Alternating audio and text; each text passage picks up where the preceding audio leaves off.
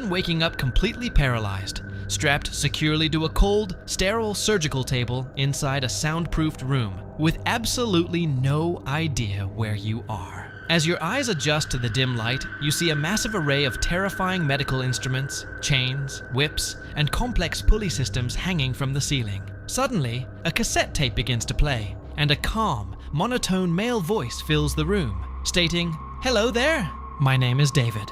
Welcome to my toy box. What is about to happen to you is entirely your own fault." The year is 1999. The place is the quiet, desert town of Truth or Consequences, New Mexico. For nearly 4 decades, a monster had been operating a highly sophisticated, high-tech torture chamber, disguised inside a standard 30-foot white semi-truck trailer, parked right in his own backyard.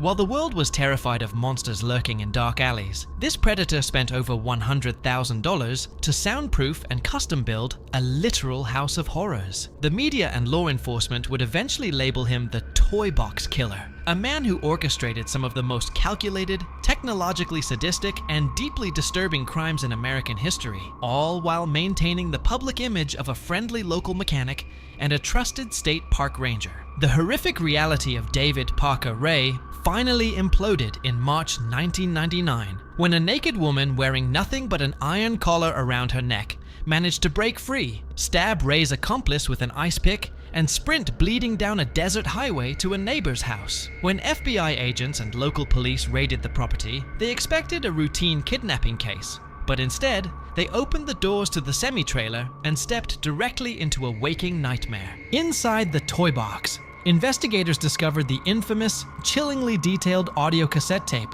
that Ray would force his kidnapped victims to listen to for hours immediately after drugging them, meticulously explaining how he was going to torture them and how he would use drugs to wipe their memories before dumping them back on the streets. Ray, along with his girlfriend Cindy Hendy and his own daughter Glenda Jean Jessie Ray, operated as an organized criminal team, systematically hunting for vulnerable women, drugging them, and subjecting them to weeks of unimaginable psychological and physical torment. Because Ray used complex cocktails of veterinary sedatives to induce amnesia in his victims, many women who actually survived his trailer woke up in random locations days later, believing they had simply experienced a horrific nightmare, never realizing they had been victims of a serial predator. Although law enforcement strongly suspects that David Parker Ray was responsible for the torture and potential murders of up to 60 different women across New Mexico, Arizona, and Texas, his highly effective use of amnesia-inducing drugs and thorough cleaning methods meant that no actual bodies were ever definitively recovered from his property. In 2001, following a sensational trial packed with overwhelming forensic evidence and terrifying journal logs kept by Ray himself, he was convicted of dozens of counts of kidnapping, torture, and sexual assault, resulting in a staggering sentence of 224 years in prison. However, justice was cut short when Ray suffered a fatal heart attack and died in 2002, just 1 year into his massive sentence, leaving behind a legacy of absolute depravity and a dark desert landscape still suspected of hiding the final resting places of his forgotten victims.